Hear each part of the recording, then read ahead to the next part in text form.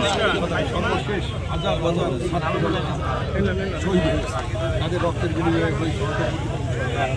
সেই সরকারের অধীনে একটি সুষ্ঠু নির্বাচন হয়েছে। সেই নির্বাচনের মধ্য দিয়ে আপনারা দেখেছেন যে বাংলাদেশে বিএনপির চেয়ারম্যান জনাব তারেক রহমানের নিরঙ্কুশ সংখ্যাগরিষ্ঠতা পেয়েছে বিএনপি এবং বিএনপি সরকার গঠন করেছে।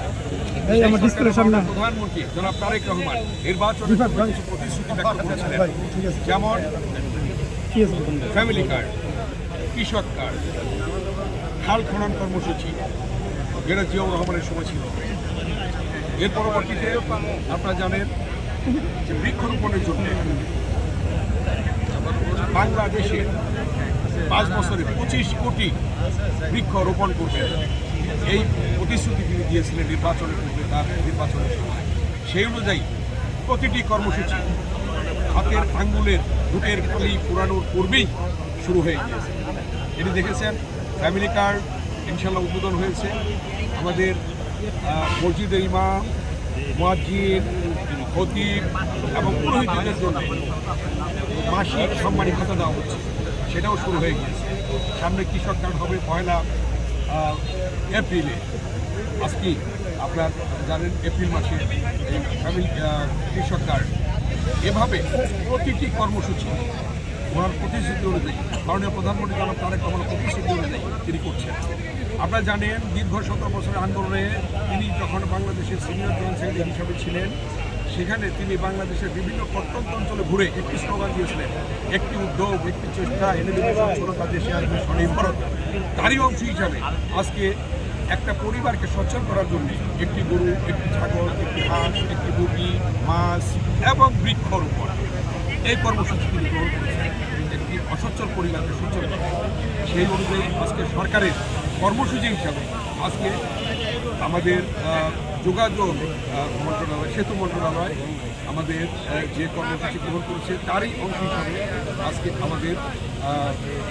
আমাদের যে ডিপার্টমেন্ট, আমাদের যোগাযোগ মন্ত্রণালয়ের, সড়ক ও সেতু মন্ত্রণালয়ের সেই সকল আমাদের সম্মানিত কর্মকর্তারা নিজেরা এসে বৃক্ষরোপণ শুরু করেছেন সরকার কর্মসূচি বাস্তবায়নের জন্য। আমি ধন্যবাদ জানাই সেই আমাদের সেতু মন্ত্রণালয়ের কর্মকর্তা কর্মচারীদের, যারা অক্লান্ত পরিশ্রম করে আজকে সারা বাংলাদেশে বৃক্ষরোপণ করছেন, এই কর্মসূচি উদ্বোধন করেছেন। আমি ধন্যবাদ জানিয়ে এই কথাই বলতে চাই, দেশের মানুষের সেবার জন্য আমরা এসেছি, আপনারা সেই সেবায় অংশগ্রহণ করেছেন এবং সেই সেবা অব্যাহত থাকবে।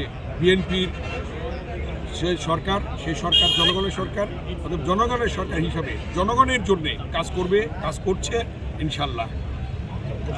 এবং এই গাছগুলো বৃক্ষরোপণ, এতে করে আসলে আমাদের কী উপকার আছে?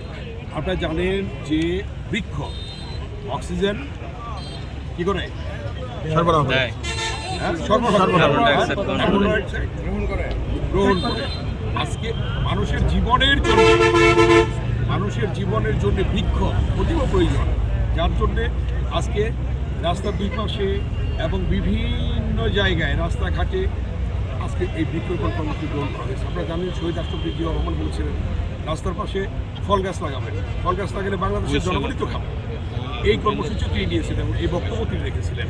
যাই হোক, আজকে আমি এই কথাটাই বলতে চাই, আজকে এটা সম্ভব হয়েছে দীর্ঘ 17 বছরের আন্দোলনের মধ্য দিয়ে যারা তারেক রহমানের নেতৃত্ব দিয়েছেন এবং সর্বশেষ ছাত্র জনতার রক্তের বিনিময়ে যে সরকার গঠন হয়েছে। আজকে এই কর্মসূচি গ্রহণ করতে পেরেছি আমরা, সেই জন্যই যে আমাদের একটা বক্তব্য ছিল যে গণতন্ত্রে ফিরে আসতে হলে নির্বাচনের বিকল্প নেই।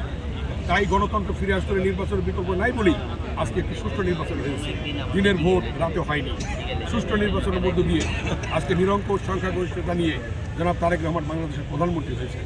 তারেক রহমান আজকে বাংলাদেশ চষে বেড়াচ্ছেন। আপনারা দেখেছেন কি সিম্পলভাবে কীভাবে তিনি জীবনযাপন করছেন, কিভাবে তিনি চলছেন। অতএব আমরাও সেটা ফলো করি, সেভাবেই আমরা চলছি এবং সেভাবেই বাংলাদেশের জনগণের জন্য আমরা সেবা করি। বর্তমান সরকার বিভিন্ন উন্নয়নের পদক্ষেপ নিয়েছে, আপনার কাছে শুনেছি বা দেখেছি, কিন্তু এখন একটা বিরোধী দল হিসেবে তারা বলছে গণভোটের বিষয়টাকে আপনি কতটুকু দেখেছেন? আপনারা দেখেছেন গতকাল জাতীয় সংসদে আমাদের যে প্রতিশ্রুতি ছিল, বিএনপির চেয়ারম্যান এবং মাননীয় প্রধানমন্ত্রী জনাব তারেক রহমান বলেছিলেন আবু সাঈদের কবর জিয়ারতের সময় শহীদ আবু সাঈদের যে গণভোটে সবাই দয়া করে ভোটে ভোট দেবে।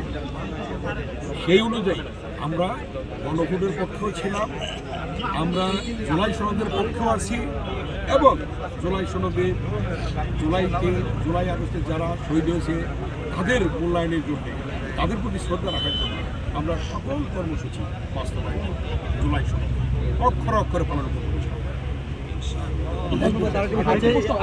মাননীয় সংসদ সদস্য শুধু রাস্তা বা রাস্তাঘাটে কি বৃক্ষরোপণ করা উচিত বা বাড়ির আঙ্গিনায় করা উচিত বলে মনে করেন, পাশাপাশি এগুলো পর্যবেক্ষণ বা রক্ষণাবেক্ষণ করার প্রয়োজন মনে করেন? এই ব্যাপারে মাননীয় প্রধানমন্ত্রী জনাব তারেক রহমান বলেছেন রাস্তায় রাস্তায় হবে, বাড়ির আঙ্গিনায় হবে, বাড়িতে হবে এবং তিনি আরও